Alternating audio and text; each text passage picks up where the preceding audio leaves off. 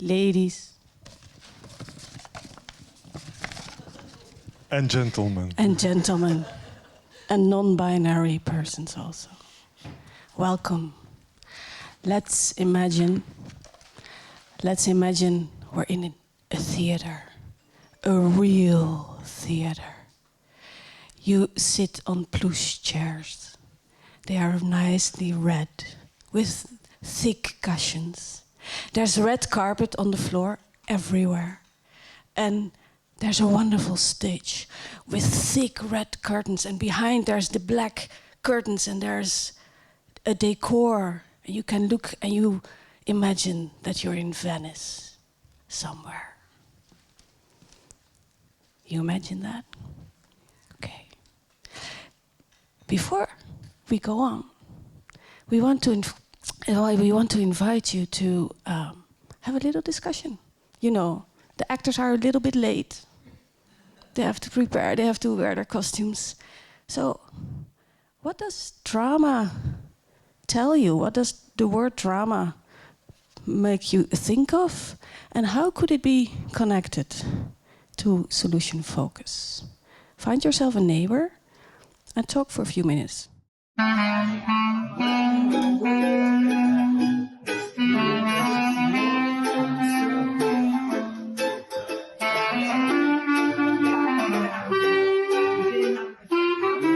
Okay, we have prepared for you a drama in 5 acts on the links between our work as solution-focused practitioners and theatre.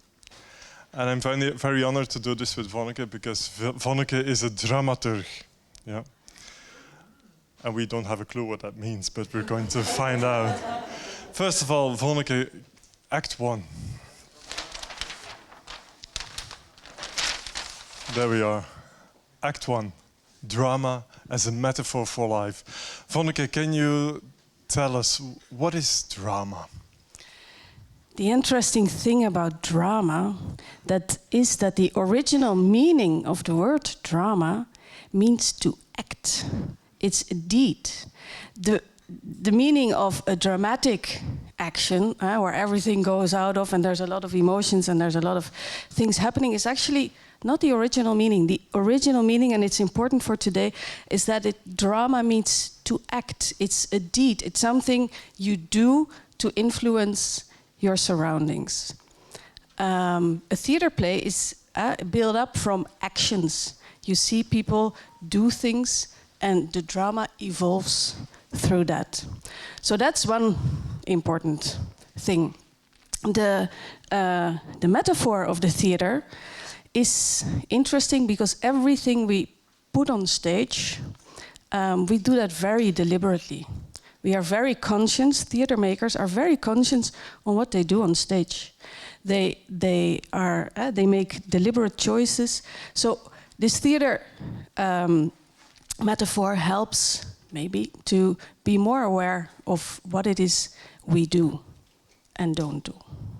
Yes, and what is dramaturgy? Yes, that's a very well-kept secret. But I think in life everything has a dramaturgy. And I think it's interesting to spread the concept out over the world. So drama, in the word dramaturgy, is to act, to have a deed in the outside. And turgis is a composition. It's the whole. So the dramaturgy of a thing is all the acts together within a composition.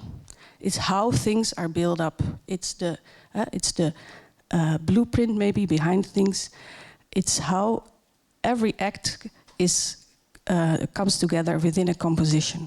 And the dramaturg and the dramaturgy, they read those actions. Within the theater, the dramaturg is the advisor of the director. And the dramaturg is also the first audience.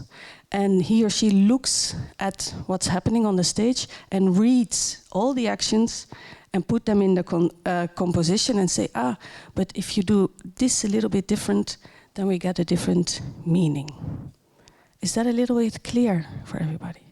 All right. You gave me the example once when you stage a play like Hamlet, and if you want to give Hamlet a leather coat, yeah, that brings some meaning to the play, and you can play with that, and it all needs to fit. Exactly. Yeah. Nice. I've been talking for many hours with Vonneke on drama. So she studied dramaturgy in Holland. And we were connecting it with solution focus. And one thing that I find very interesting when we look at drama as a metaphor in solution focus work, not only in life, but also in solution focus work, we use lots of metaphors. And metaphors are actually things that help us, Klaus knows about this, things that help us to understand things in a different way. Yeah? And the metaphor that often people have in coaching, and even sometimes in solution-focused coaching, is that we look at change as something very mechanical. Right? We have a situation, and as this situation, we want to go somewhere. We have all these acts, the next steps that we need to take in order to get where we want to go. Or we look at problems and we try to understand what causes them. And these are very mechanistic metaphors. Yeah? Or another metaphor is using all kinds of models to interpret, to understand what is happening on stage. And these lead us away from the essence of life, and which is for us the essence of acting and interacting with one another. And interaction is what we focus on in solution focus, how people interact and how things build up. And that brings us to the second act. Tragedy. Yeah. The plot thickens. Vonneke, in theater, how does that happen? How do tragedies come about?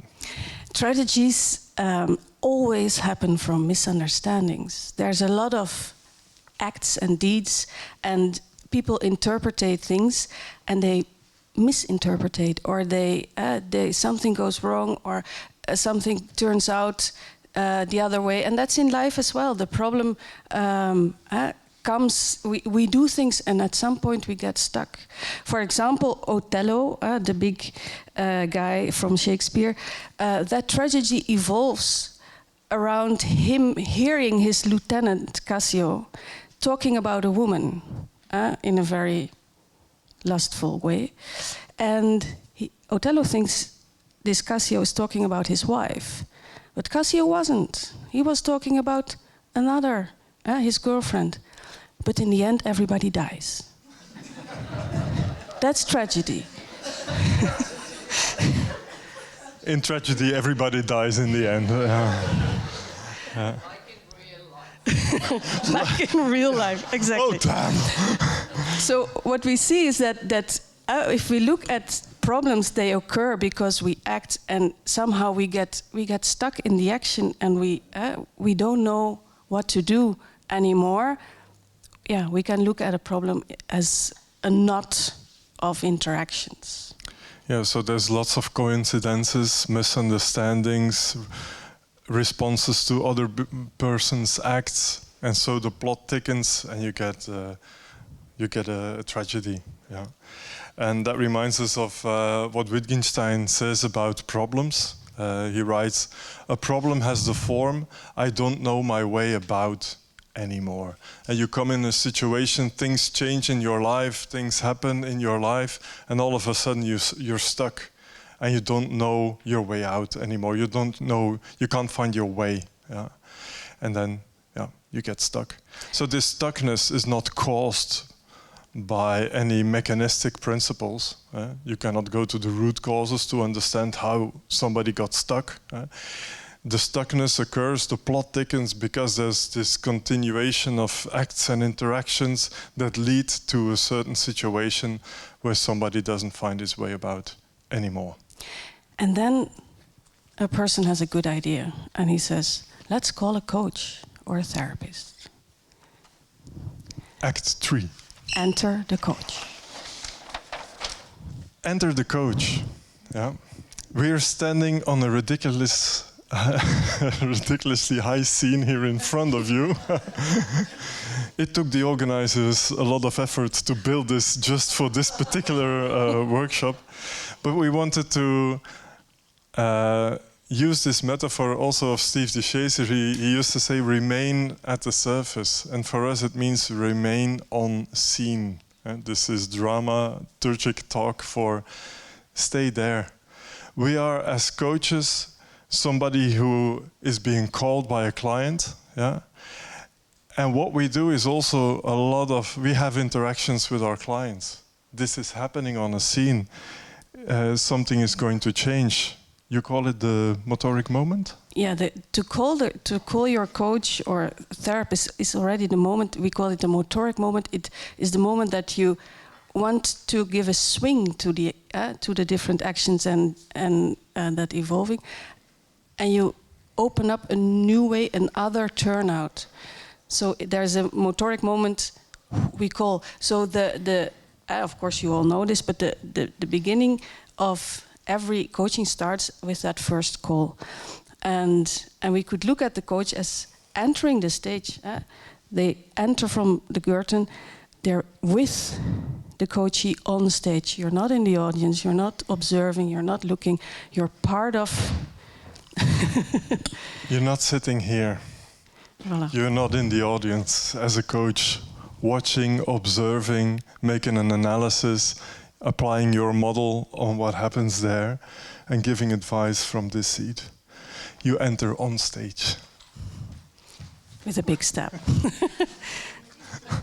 It's hard work being a coach. Vonneke, you've been talking about, when we discussed this, about the work we do is happening on a stage, and the importance of how you stage the stage, or yeah, of course, your coaching setting also has a dramaturgy. You could look at the place where you coach as a stage itself. What's your decor? How did you design your room? Where are you sitting? How do you enter? How do you enter? What is your basic attitude? But also, what do you do with the atmosphere? So there's a dramaturgy for the coaching setting, and the coaching itself has a beginning, middle, and end. Also, there's a sequence of questions that we use. Timing is very important. Rhythm, we bring a rhythm into our coaching. It's interesting to ask a few very practical questions sometimes, and then go to the miracle question, for example. So there's all those elements within the coaching setting that have their own dramaturgy as well. we would like to invite you just for a couple of minutes to describe your coaching scene. So when you look back at your work, your office, how you welcome people, just give a vivid description to your colleague sitting next to you of what does that stage look like? What is happening there? How does your decor look like? And how does that play with what you want to achieve in your coaching? A couple of minutes.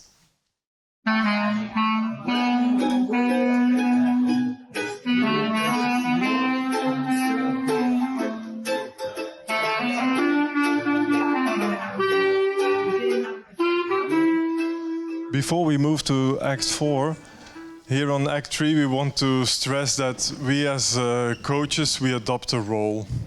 We enter on scene and we interact. And if we can control the setting of our coaching, that can also add to the coaching experience. Yeah? The main message is remain on the scene. Don't go and position yourself there in the audience. Don't be an observer. Solution focus is an interaction. It's a play. And all these actions, this is Act 4. What we do is talk. There was once a moment where Steve de Chazer invited somebody from the reception of BFTC, so the Brief Family Therapy Center in Milwaukee, and he invited her to sit behind the mirror and observe what was going on in the mirror, because Steve de Chazer was always interested.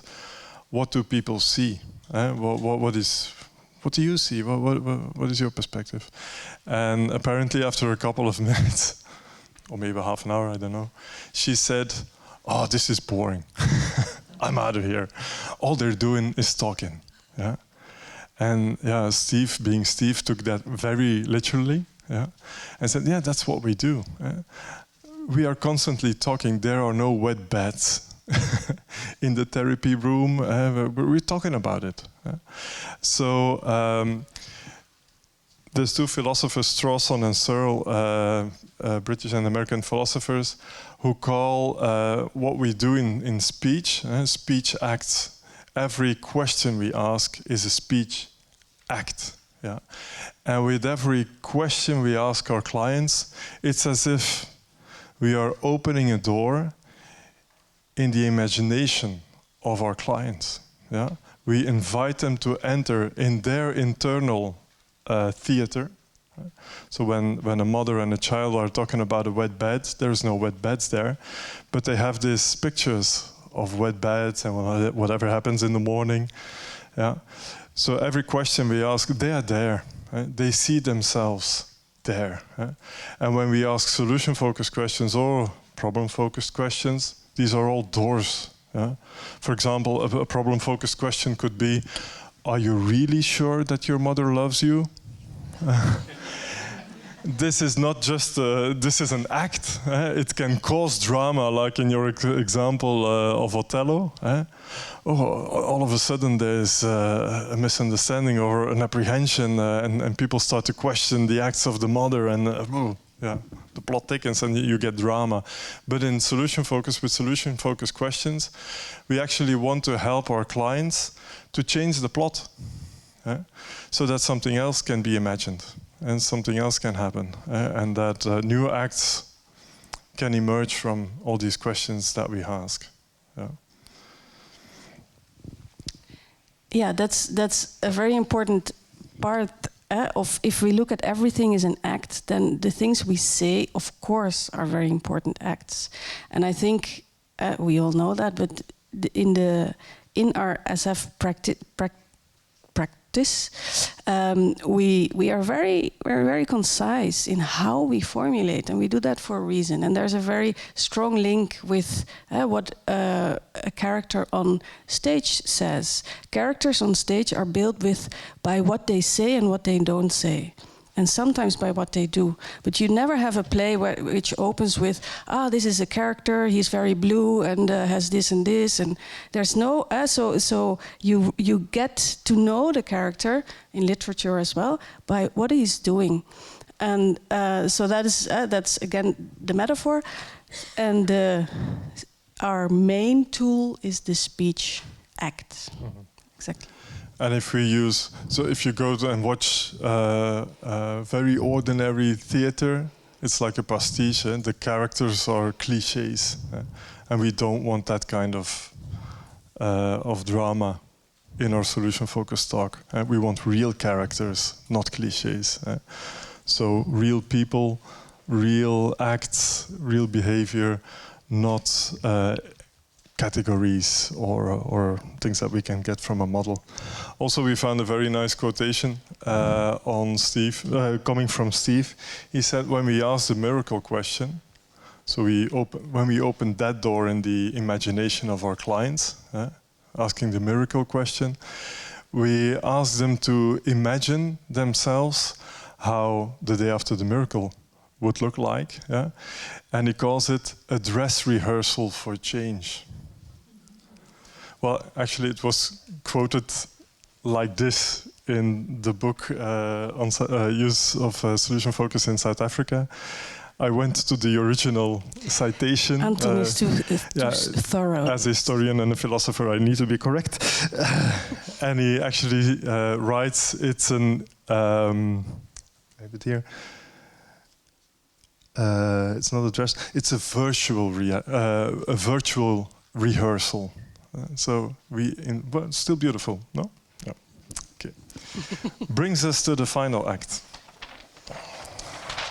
Staging the imagination. Vonneke, you just explained what a dramaturg does. You want to make sure that the audience watching the play feels connected to what happens on the play. It's not something very distant or abstract, but they can imagine themselves being in that play and being in that part. How do you, dramaturgie, do that? How do you make sure that people can actually see themselves in some way or another on stage? Yeah, that's really funny. I had to think about it when I think it was Mark yesterday said something about the details and the importance of the details, and that's exactly how it works in a dramaturgy of a theater play. You're always your look is drawn to the right details. So the detail is where things come alive for us. You see it in literature. Every author, every writing instructor will tell you, you need to get the details right. And so we can imagine ourselves, we can identify with, in this case of the coachee with him or herself by seeing the details. That is a very important principle that we use, and that is basic dramaturgy. And as I said, you have to make the right details seen. And that asks the right sequence. And that's also very important, I think, the timing and rhythm of a coaching session, you lead the coachee through the process, and you feel or you make sure that at the right time there is, for example, the miracle question. Or so timing and rhythm are very important, are interesting to think a little bit about. How do I sequence? There's not a non-logical or an unmeaningful sequence. So that's a very important principle as well. And the third one is mimesis. That's, of course, the basic principle that helps us do everything. We are mimetic beings. We identify with the other. We mime other people. So we start miming ourselves within the coaching session. If we have a vivid description, if we see ourselves, then we have the tendency to mime and be mimetic towards ourselves. That's what Aristoteles writes about already long before Christ was born. The whole, it's how theater works, it's how people work. We are mimetic beings. And I think the mirror neurons are also very important. We all have mirror neurons. The reason that we love to look at dance, for example, sit in a space and look at dance is because of our mirror neurons. We fly as they fly. When they fly, we start flying. So those principles, I think, are actually at work when when coaches are invited to really describe their wanted future. Yeah, Vonneke mentioned Aristotle. He writes about this in the Poetics, and that's his theory on how drama and poetry works. And related to this mimetic experience, so you see yourself in the play or you see yourself in your imagination, there's a word that he uses for the quality of this reflection, and the word that he uses is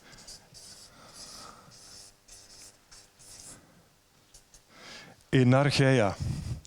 It's not energy, there's an A. And you discover the word argentum, silver. And so what do you call this in English? The glitter of the silver, that has to be present. So what we want to ask you, final brief reflection is, what do you do as a coach to help your client get this energeia in her or his answers to your questions? how can you help your client not to produce digital answers, bullet points, not to produce $1 million word answers? You know the difference, what Insu says? A $1 million word is, I would like to see some more leadership in my team, or entrepreneurship, or I would be happy. And these are very big concepts, but it's very difficult to get that quality of energia. So what do you do to help your client answer in that way so that this energetic quality is there in their answers? Brief discussion.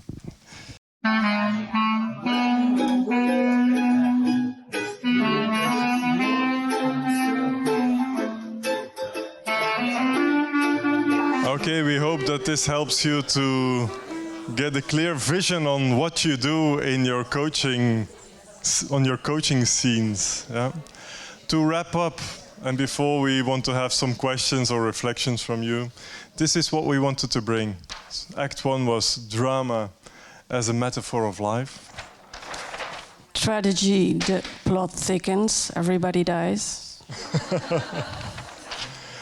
Act 3, enter the coach. You enter on stage. Remain on and stage. Remain there.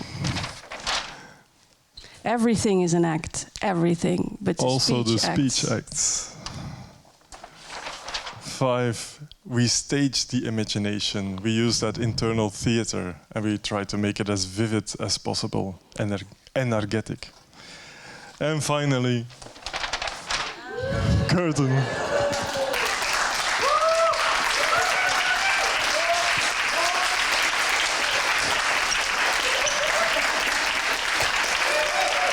A few reflections. So, how is this useful for you? Can we help you with the mic?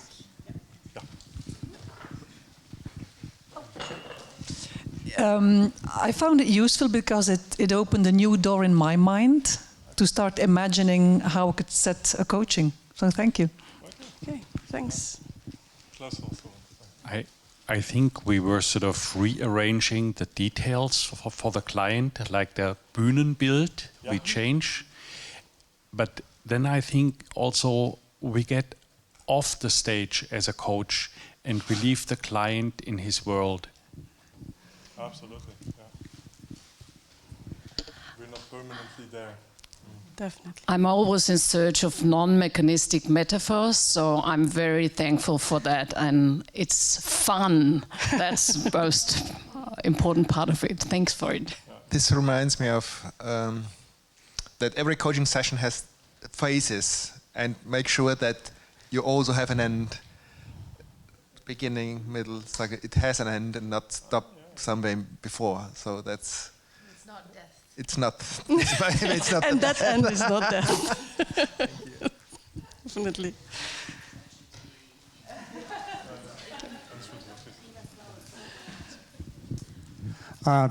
Just to say thank you so much. It was lovely. I started the other way around because I used to do theatre, amateur theatre, and so I started to look at, like, when I came into Solution Focus, I felt like and facilitating, there is so much that you can share from theatre into this. So I actually started to look at, how can we use pace and variety in things in that. And this was just a wonderful way to bring it back, and you both did it beautifully. So it was inspiring. Thank you. So I'd like to agree with everything you said, and a word of warning. This is more from my improvisational friends, but I think it's perhaps these solution-focused ones as well at some point. So people who are in the theatre and immersed in theatre, they're specialists in tragedy, things going wrong, misunderstandings, wanting excitement and thrills and cliff edges. So these are the very worst people to invite into your lives and your organisations.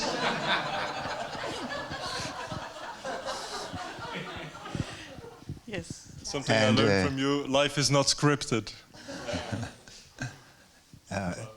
Thanks, lovely. I was I was stuck a little bit when you mentioned this entering the stage of the coachee, and I thought, yes, in some way, it's going there and meeting them in their world. And then again, or at the same time, it's not being stuck in their world, but in a way, finding your place on the boundary between their world and other worlds. If you're too much in, you're not making a difference, maybe. If you're too much out, you're not making contact. And I once learned a nice description about this position on the boundary.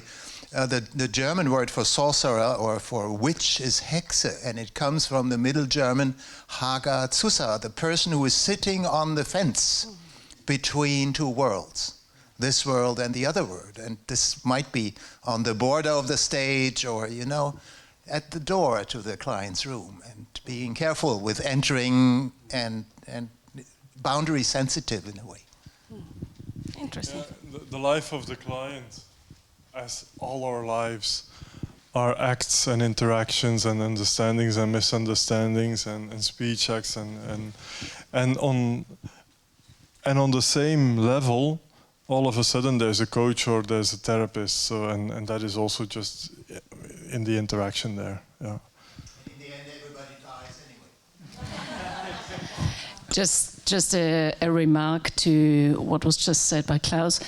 To be on the same stage doesn't mean that the client, that we enter the scene of the client. We can also invite the client to enter our scene. Yes. And we don't go in their dressing room, huh? We don't go in the dressing room. The opinions are divided. I always ask my clients, just pop your clothes on the stool there. I know, different kind of scene, sorry. All right. Thank you so much. Thank you very much. It was very nice. Thank you. Have a nice day.